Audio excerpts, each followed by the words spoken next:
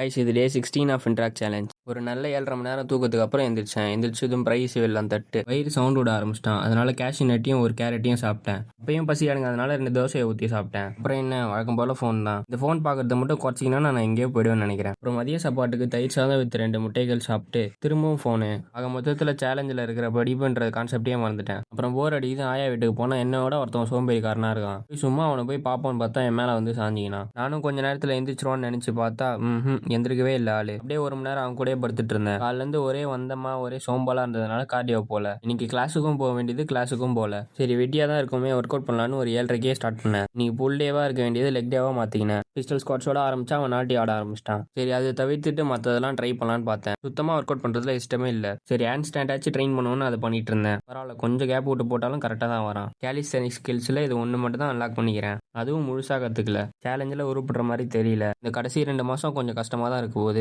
கடினமா இருக்க ட்ரை பண்றேன். நீங்களும் கடினமா இருங்க. நாளைக்கு பார்ப்போம். பை.